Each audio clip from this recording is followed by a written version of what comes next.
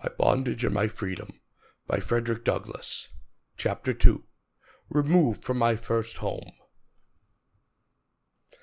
That mysterious individual referred to in the first chapter as an object of terror among the inhabitants of our little cabin, under the ominous title of Old Master, was really a man of some consequence. He owned several farms in Tuckahoe, was the chief clerk and butler on the home plantation of Colonel Edward Lloyd, had overseers in his own farms, and gave directions to overseers on the farms belonging to Colonel Lloyd.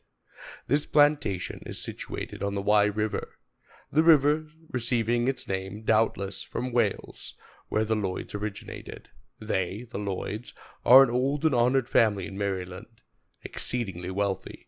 The home plantation where they have resided, perhaps for a century or more, is one of the largest, most fertile, and best appointed in the state. About this plantation, and about that queer old master, who must be something more than a man, and something worse than an angel, the reader will easily imagine that I was not only curious, but eager, to know all that could be known. Unhappily for me, however, all the information I could get concerning him increased my great dread of being carried hither, of being separated from and deprived of the protections of my grandmother and grandfather. It was evidently a great thing to go to Colonel Lloyd's, and I was not without a little curiosity to see the place, but no amount of coaxing could induce in me the wish to remain there. The fact is, such was my dread of leaving the little cabin, that I wished to remain little forever, for I knew the taller I grew, the shorter my stay. The old cabin, with its rail floor and rail bedsteads upstairs, and its clay floor downstairs, and its dirt chimney, windowless sides, and the most curious piece of workmanship dug in front of the fireplace, beneath which Grandmammy placed the sweet potatoes to keep them from the frost. This was my home, the only home I ever had, and I loved it, and all connected with it. I loved the old fences around it, and the stumps in the edge of the woods near it, and the squirrels that ran, skipped, and played upon them, were objects of interest and affection. There, too, right at the side of the hut, stood the old well, with its stately and skyward-pointing beam, so aptly placed between the limbs of what had once been a tree, and so nicely balanced, that I could move it up and down with only a single hand, and could get a drink myself without calling for help. Where else in the world could such a well be found, and where could such another home be met with? Nor were these all the attractions of the place. Down in the little valley, not far from Grandmammy's cabin, stood Mr. Lee's mill, where the people came often in large numbers to get their corn ground. It was a water-mill, and I never shall be able to tell the many things thought and felt while I sat upon the bank and watched that mill, and the turning of that ponderous wheel. The mill pond, too, had its charms, and with my pin-hook and thread-line I could get nibbles, if I could catch no fish. But in all my sports and plays, and in spite of them, there would occasionally come the painful foreboding that I must no longer to remain there, and that I must soon be away, called to the home of the old master. I was a slave, born a slave, and though the fact was incomprehensible to me, it conveyed to my mind a sense of my entire dependence on the will of somebody I had never seen, and from some cause or other I had been made to fear this somebody above all else on earth. Born for another's benefit, as the firstling of the cabin flock, I was soon to be selected as a meat offering to the fearful and inexorable demigod, whose huge image on so many occasions haunted my childhood's imagination. When the time of my departure was decided upon, my grandmother, knowing my fears, and in pity for them, kindly kept me ignorant of the dreaded event about to transpire, up to the morning, a beautiful summer morning, when we were to start, and indeed, during the whole journey, a journey which, child as I was, I remember as well as if it were yesterday, she kept the sad fact hidden from me. This reserve was necessary, for, could I have known all, I should have given grandmother some trouble in getting me started. As it was, I was helpless, and she, dear woman, led me along by the hand, resisting, with the reserve and solemnity of a priestess, all my inquiring looks to the last. The distance from Tuckahoe to Wye River, where my old master lived, was a full 12 miles, and the walk was quite a severe test for the endurance of my young legs. The journey would have proved too severe for me, but that my dear old grandmother, blessings on her memory, afforded occasional relief by toting me, as Marylanders have it, upon her shoulders. My grandmother, though advanced in years, as was evident from more than one gray hair, which peeped from between the ample and graceful folds of her newly ironed bandana turban, was yet a woman of power and spirit. She was marvelously straight in figure, elastic and muscular. I seemed hardly to be a burden to her. She would have toted me further, but that I felt myself too much of a man to allow it, and insisted upon walking, realizing dear grandmamma from carrying me. That did not make me altogether independent of her. When we happened to pass through portions of the somber woods which lay between Tuckahoe and Wye River, she often found me increasing the energy of my grip, and holding her clothing, lest something should come out of the woods and eat me up. Several old logs and stumps imposed upon me, and got themselves taken for wild beasts. I could see their legs, their eyes, their ears, or I could see something like eyes, legs, and ears. Well, I got close enough to them to see that the eyes were knots, washed white with rain, and the legs were broken limbs, and the ears, only ears owing to the point from which they were seen.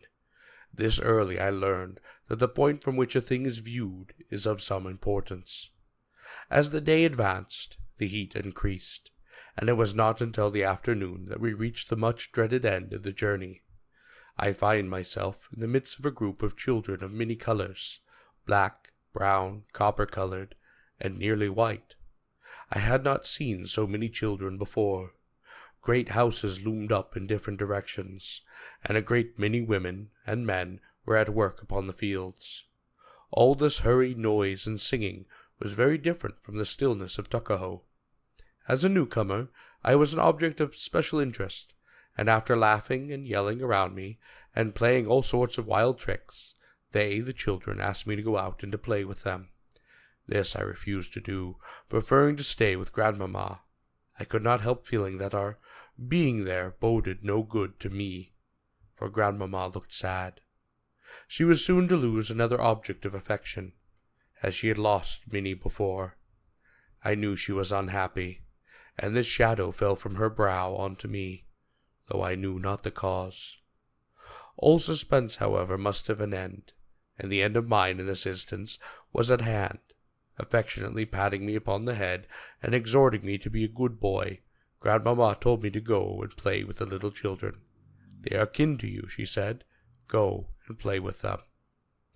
Among a number of cousins were Phil, Tom, Steve, Jerry, Nance, and Betty. Grandmother pointed out my brother Perry, my sister Sarah, and my other sister Eliza, who stood upon the group. I had never seen my brother nor my sisters before, and though I had sometimes heard of them and felt a curious interest in them, I really did not understand what they were to me, or I to them. We were brothers and sisters, but what of that? Why should they be attached to me, or I to them? Brothers and sisters we were by blood, but slavery had made us strangers. I heard the words brother and sister, and knew they must mean something, but slavery had robbed these terms of their true meaning. The experience through which I was passing, they had passed through before. They had already been initiated into the mysteries of old master's domicile, and they seemed to look upon me with a certain degree of compassion. But my heart clave to my grandmother. Thinking it not strange, dear reader, that so little sympathy of feeling existed between us. The conditions of brotherly and sisterly feeling were wanting. We had never nestled, and played together.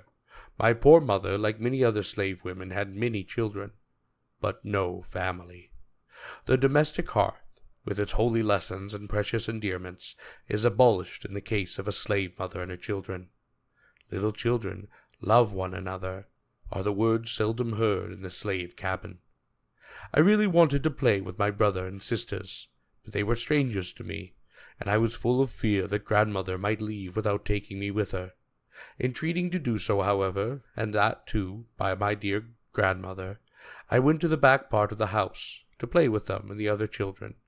Play, however, I did not, but I stood with my back against the wall, witnessing the playing of the others. At last, while standing there, one of the children who had been in the kitchen ran up to me in a sort of roguish glee, exclaiming, "Fed, fed, grandmammy gone, grandmammy gone." I could not believe it, yet fearing the worst I ran into the kitchen to see for myself, and found it even so. Grandmammy had indeed gone, and was now far away, clean out of sight. I need not tell all that happened now. Almost heartbroken at the discovery, I fell upon the ground and wept a boy's bitter tears, refusing to be comforted. My brothers and my sisters came around me. They spoke "Don't cry." They gave me peaches and pears, but I flung them away, and I refused all of their kindly advances. I had never been deceived before, and I felt not only grieving at the parting, as I supposed forever, with my grandmother, but indignant that a trick had been played upon me in a matter so serious. I was now late in the afternoon. The day had been an exciting and wearisome one, and I knew not how or where, but I suppose I sobbed myself to sleep. There is a healing in the angel wings of sleep, even for the slave boy, and its balm was never more welcome to any wounded soul than it was to mine. The first night I spent at that domicile of the old master, the reader may be surprised that I narrate so minutely an incident apparently so trivial, and which must have occurred and was not more than 7 years old. But as I wish to give a faithful history of my experiences within slavery, I cannot withhold a circumstance which at that time affected me so deeply. Besides, this was in fact my first introduction to the realities of slavery.